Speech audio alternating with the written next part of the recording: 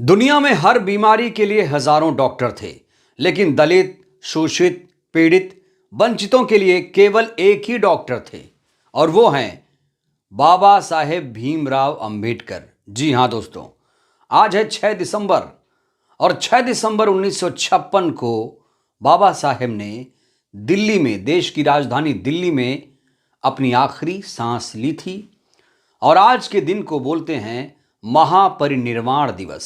और आज का दिन बहुजन समाज के लिए बहुत ज्यादा खास है। दोस्तों, बाबा साहेब भीमराव अंबेडकर के बारे में बसपा सुप्रीमो ने एक ऐसा बयान दिया है जिसको लेकर काफी चर्चा हो रही है। बसपा सुप्रीमो ने बाबा साहेब को लेकर जो बयान दिया है वो काफी वायरल हो चुका है और इस पर लोग डिबेट भी कर रहे हैं। तो दोस्तों, आज हम इस पर चर्चा करेंगे, साथ ही साथ आपको बताएंगे कि बसपा सुप्रीमो ने बयान क्या दिया है और बाबा साहेब को लोग कैसे याद कर रहे हैं। 2024 के बाद क्या संविधान खत्म हो जाएगा? दोस्तों, कभी कभी मैं सोचता हूं कि अगर बाबा साहेब नहीं होते तो क्या होता। बाबा साहेब नहीं होते तो देश को इतना खूबसूरत संविधान नहीं मिलता, इतना खूबसूरत किताब नहीं मिलती।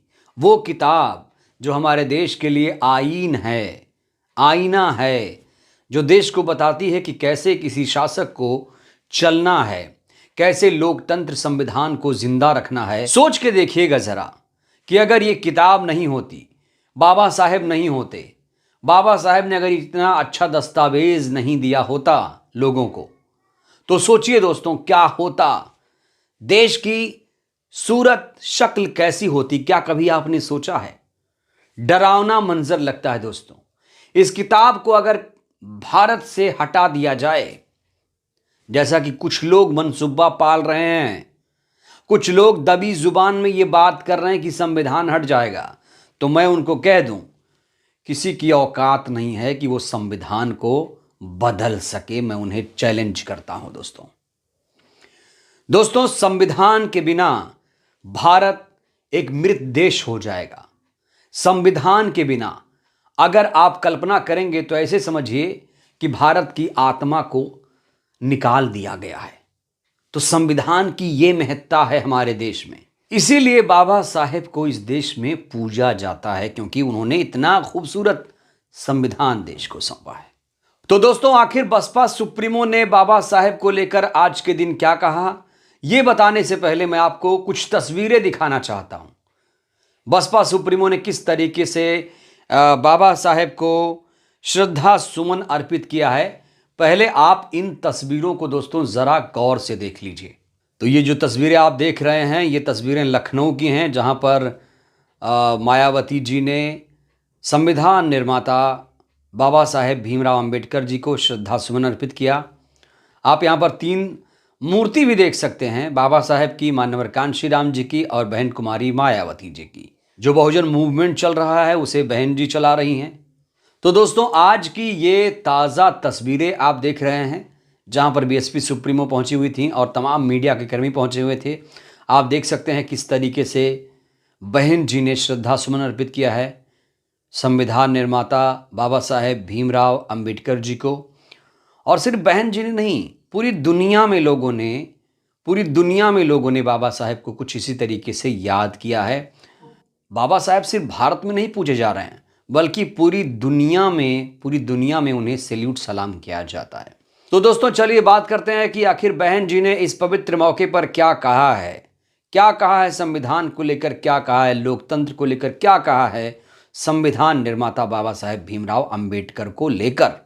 तो सबसे बड़ी बात बसपा सुप्रीमो ने यह कही है कि अभी देश में संविधान लागू नहीं है। ये बड़ी बात है दोस्तों, जिसको लेकर मनुवादी परेशान हैं कि बसपा सुप्रीमो ये क्या बोल रही है कि अभी संविधान ही नहीं लागू है। उन्हें शायद ये पता नहीं है कि अगर संविधान लागू हो जाए तो देश सोने की चिड़िया बन जाएगा, पूरी तरीके से अगर इसे लागू कर दिया जाए तो। लेकिन अफसोस, अभी हमारे देश में सही तरीके से संविधान लागू नहीं है, ये बसपा सुप्रीमो दोहरा रही हैं।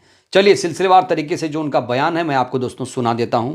दोस्तों, बीएसपी सुप्रीमो ने लिखा है कि लगभग 140 करोड़ की विशाल आबादी वाले भारत के गरीबों, मजदूरों, दलितों, आदिवासियों, अति पिछड़ों समेत उपेक्षित बहुजनों के मसीहा और देश के मानवतावादी समता मूलक संविधान के निर्माता, भारत रत्न परम पूज्य बाबा साहेब डॉक्टर भीमराव अंबेडकर को आज उनके परिनिर्वाण दिवस पर अपार श्रद्धा सुमन अर्पित करती हूँ।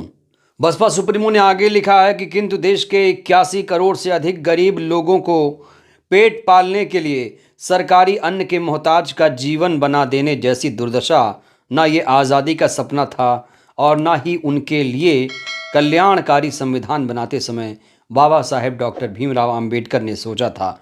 ये स्थिति अति दुखद है।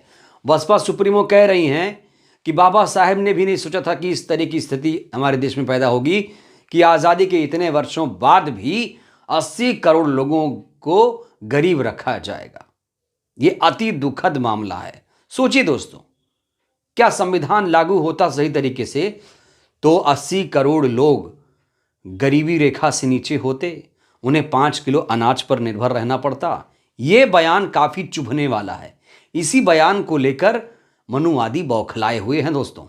आगे लिखती हैं, देश में रोजी रोटी के अभाव और महंगाई की मार के कारण आमदनी अठन्नी नहीं पर खर्चा रुपया होने के कारण गरीब, मजदूर, छोटे व्यापारी, किसान, मध्यम वर्ग समेत सभी मेहनतकश समाज की हालत त्रस्त और चिंतनीय है। जबकि संविधान को सही से लागू करके उनकी हालत अब तक काफ़ी संवर जानी चाहिए थी। यही बयान काफ़ी चुभने वाला है। संविधान को अगर सही तरीके से लागू कर दिया गया होता तो आज हमारे देश की स्थिति ऐसी नहीं होती। दोस्तों, क्या कष्ट नहीं होता है? जो शासक बैठे हैं, जो प्रधान सेवक बैठे हैं, उन्हें कष्ट नहीं होता है? क्यों नहीं उनकी गरीबी दूर की जाती है?